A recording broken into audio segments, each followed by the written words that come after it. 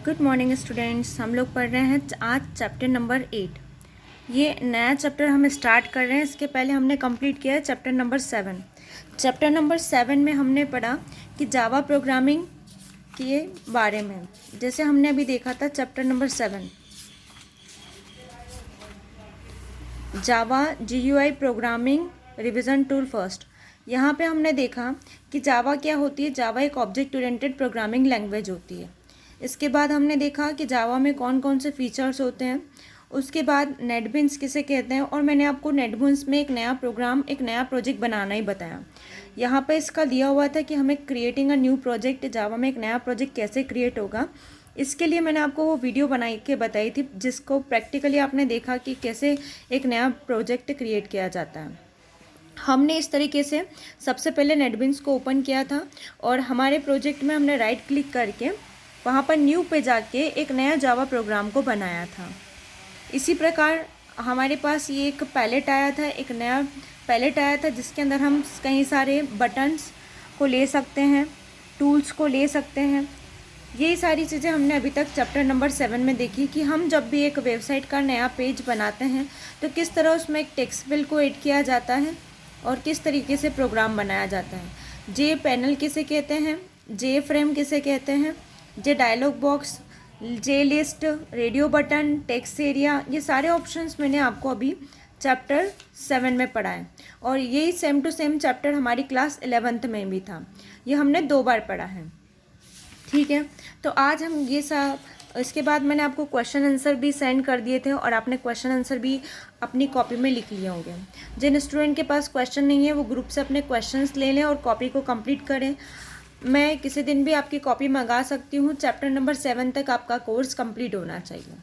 ठीक है, अब हम आज चैप्टर नंबर 8 स्टार्ट कर रहे हैं। इसमें क्या बेसिक चीज़ें हैं वो हम पहले समझ लेते हैं।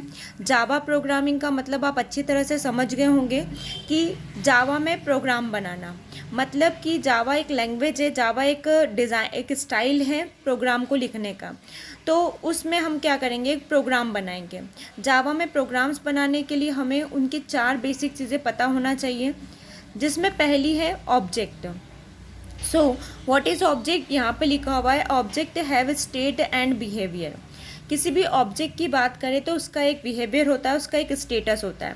जैसे हमने बात कर ली, मान लीजिए फुटबॉल की, तो फुटबॉल का एक कलर हो सकता है। जैसे वाइट कलर की फुटबॉल है तो वाइट कलर होगा। उसका एक शेप होगा कि वो किस शेप में है।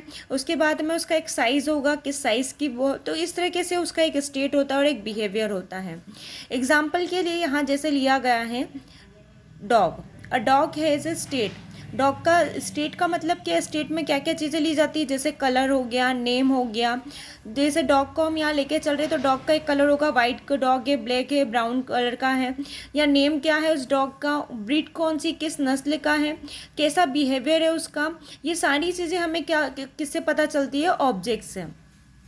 ठीक है, तो ऑब्जेक्ट हम किसे कहते हैं, जिसका एक नेचर होता है, एक बिहेवियर होता है और एक स्टेट होता है। ठीक, उसके बाद में है क्लास।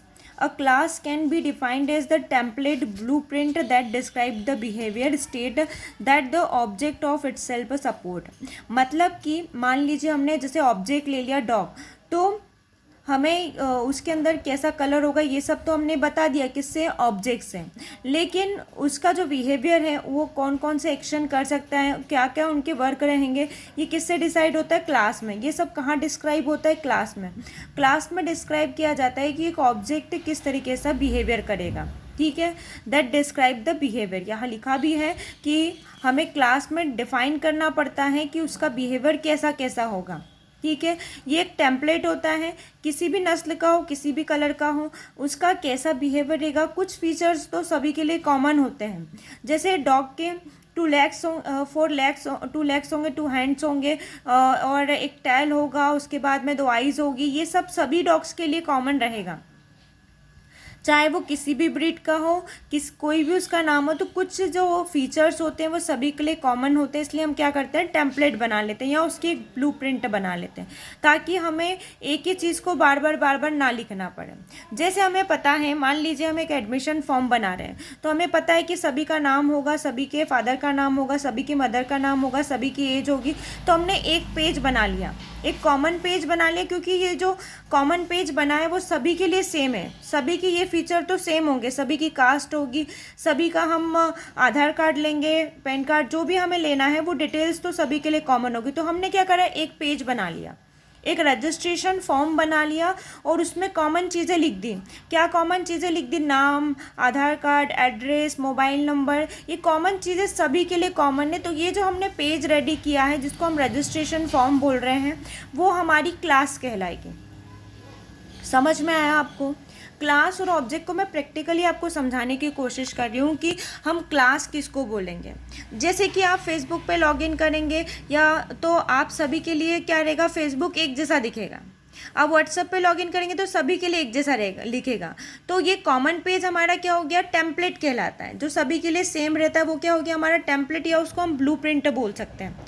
जैसे आपके बुक के आगे भी ब्लूप्रिंट आती है, वो सभी के लिए कॉमन रहती है, तो ये ब्लूप्रिंट है। फिर उस पर अलग अलग ऑब्जेक्ट अलग अलग स्कोर करते हैं। मतलब क्या कि जैसे जो ब्लूप्रिंट दी थी उसमें इतने नंबर आएंगे, इतने नंबर आएंगे, ये सब इतने नंबर का ये चैप्टर आएगा, इतने नंबर का, इतने मार्क्स का ये चैप्टर आएगा। पर अलग स्टूडेंट उस ब्लूप्रिंट में से अलग नंबर स्कोर करेगा। मान लीजिए स्टूडेंट ए है तो वो कुछ और नंबर लाएगा, स्टूडेंट बी है तो वो कुछ और नंबर लाएगा। तो जो स्टूडेंट ए हुआ, स्टूडेंट बी हुआ, ये उसके ऑब्जेक्ट कहलाएंगे। लेकिन जो बुक के अंदर प्रिंट है वो सभी के लिए कॉमन है, तो वो ब्लूप्रिंट कहलाती है। सही। वैसे जैसे मैंने आपको बोला कि रजिस्ट्रेशन फॉर्म है, तो रजिस्ट्रेशन फॉर्म हमारा क्या हुआ, टेम्पलेट हुई, या हम उसको ब्लूप्रिंट बोल सकते हैं, और इसी को हम क्या बोलेंगे, क्लास। तो फॉर्म तो सेम है, पर उसको जैसे मान लीजिए ए स्टूडेंट ने भरा, इस फॉर्म को फिल किसने किया, स्टूडेंट नंबर ए ने किया, तो इसका एक ऑब्जेक्ट बन गया स्टूडेंट ए। इस फॉर्म को, सेम फॉर्म को स्टूडेंट बी ने भरा तो इसका दूसरा ऑब्जेक्ट क्रिएट हो गया बी। फिर इसी फॉर्म को स्टूडेंट सी ने फिल किया तो उसका ऑब्जेक्ट बन गया सी। समझ आया? क्लास और ऑब्जेक्ट में क्या डिफरेंस होता है? क्लास में उसका बिहेवियर या उसका स्टेट होता है जो कि सभी के लिए कॉमन होता है, लेकिन उस क्लास के मल्टीपल ऑब्जेक्ट क्रिएट किए जा सकते हैं। मतलब एक क्लास के कितने भी ऑब्जेक्ट हो सकते हैं, जबकि एक ऑब्जेक्ट की कहीं सारी क्लास नहीं हो सकती। ठीक है, अब हम समझते हैं कि मेथड किसको कहते हैं। Method is basically a behaviour. A class can contain many method. ठीक है, it is a method where the logics were return, data is manipulated and all the actions are executed. मतलब कि जो मेथड होती है वो क्लास का part होती है। आपने एक क्लास बनाई और क्लास के अंदर कई सारी मेथड्स हो सकती हैं। जैसे कि हमने जिस रजिस्ट्रेशन फॉर्म को लिया, उस रजिस्ट्रेशन फॉर्म में अलग अलग सेक्शन होंगे। एक सेक्शन में आप एकेडमिक के बारे में लिखोगे, एक सेक्शन में आप बैंक डिटेल्स के बारे में लिखोगे, एक सेक्शन में आप आधार डिटेल्स के बारे में लिखोगे, एक सेक्शन में आप पेरेंट्स डिटेल के बारे में लिखोगे। तो हमने एक फॉर्म बनाया, मतलब एक क्लास बनाई, और क्लास में कई सारी मेथड डिफाइन करें कि इस वाले सेक्शन में ये आएगा, इस वाले सेक्शन में आएगा, इस सेक्शन में क्या आएगा। तो एक क्लास में मल्टीपल मेथड्स होती हैं। हम मेथड को फंक्शन भी बोलते हैं। क्लियर? हम मेथड्स को फंक्शन भी बोलते हैं। अभी क्लास हमारी रजिस्ट्रेशन फॉर्म थी तो उसके मेथड्स अलग अलग हो गए। इन केस अगर हमारी क्लास कैलकुलेटर होती, क्लास क्या बने हमने, कैलकुलेटर, क्योंकि पूरा की पूरा जो प्रोग्राम लिखा जा रहा है, प्रोग्राम मतलब जो हम लिख रहे हैं वो किसके लिए लिख रहे हैं, एक जावा प्रोग्राम हम लिख रहे हैं मान लीजिए कंप्यूटर के फंक्शन के लिए, कि कैलकुलेटर के फंक्शन के लिए, कि कैलकुलेटर कैसे काम करेगा। तो मैंने क्लास बनाई कैलकुलेटर, इसमें बना दिए मेथड्स या फंक्शन की, ऐड फंक्शन, मतलब ऐड वाला फंक्शन कैसे काम करेगा। फिर मैंने बनाया सब्ट्रैक्शन फंक्शन, फिर मैंने मल्टीप्लिकेशन फंक्शन, फिर divide function, clear function, auto adjust function. यह सारे जो मैं ऑप्शंस एक कैलकुलेटर के अंदर बनाऊंगी, या ये सारे जो फंक्शंस मैं कैलकुलेटर के अंदर बनाऊंगी, तो मेरी क्लास क्या रहेगी, कैलकुलेटर, लेकिन उसके अंदर कहीं सारे फंक्शंस या कहीं सारे मेथड्स डिस्क्राइब हो जाएंगे।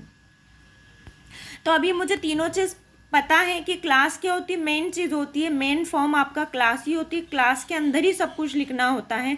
अगर क्लास नहीं होगी तो उसका ऑब्जेक्ट नहीं होगा, क्लास नहीं होगी तो उसके अंदर मेथड नहीं होगी। अब यहाँ पे एक क्वेश्चन आता है कि क्या क्लास के साथ मेथड बनाना कंपलसरी है?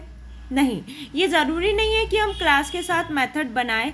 एक मेथड बाय डिफ़ॉल्ट क्लास के साथ बनी आती है जिसे हम मेन मेथड कहते हैं। क्लास के साथ बाय डिफ़ॉल्ट एक मेथड बनी आती है जिसे हम मेन मेथड कहते हैं। आप बहुत सारी मेथड बनाए बिना भी एक प्रोग्राम को रन कर सकते हैं उसी मेन फंक्शन के, उसी मेन मेथड के अंदर। समझ आया?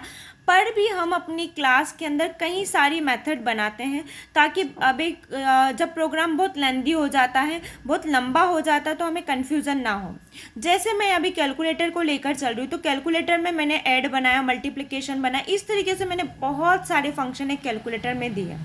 अगर मुझे कोई प्रॉब्लम आ जाती है तो मैं पूरे पेज को ऊपर से नीचे तक पढ़ूंगी तो उसमें मुझे बहुत देर लग जाएगी। कि मान लीजिए प्लस में कोई प्रॉब्लम आ रही है और मुझे उसको सही करना है, तो वो प्रॉब्लम सही करने के लिए मुझे पूरे प्रोग्राम को ऊपर से नीचे तक देखना पड़ेगा। इसके प्लेस पे मैं क्या कर सकती हूँ? इसकी प्लेस पे मेरे पास इजी काम ये हो जाता है कि मैंने यहाँ पर मेथड बना दी ऐड वाली, तो मल्टीपल वाली, फिर उसके बाद में डिवाइड वाली। तो मुझे अगर ऐड में प्रॉब्लम आ रही तो मैं डायरेक्ट ऐड पे जाऊँगी और उसमें मैं चीज़ों को चेंज कर दूँगी। तो क्लास के अंदर मेथड बनाने से आपकी एम्बिग्यूटी, मतलब आपकी कोई भी प्रॉब्लम है तो आपके अंदर कोई भी कन्फ्यूज़न नहीं होता, आप क्लियरली उस क्लास को देख पाते हैं। बात समझ आ रही है आपको? तो हम क्या करते हैं, हम एक क्लास बनाएंगे और उस क्लास के अंदर कई सारी मेथड्स बनाएंगे, और कई सारी मेथड्स हमने क्लास के अंदर बना के क्लास को रेडी कर दिया और उसमें फंक्शन डिफाइड किया। जैसे कैलकुलेटर, तो हमें काम क्या करना है वो हमने उसमें पूरा डिसाइड कर दिया, डिफाइन कर दिया। अब जिसको ज़रूरत होगी उसके हिसाब से हम ऑब्जेक्ट बनाएंगे। ऑब्जेक्ट यानी यूज़र भी हो सकते हैं, तो यूज़र 1, यूज़र 2, यूज़र 3 ऐसे करके हमारे ऑब्जेक्ट्स बनते हैं।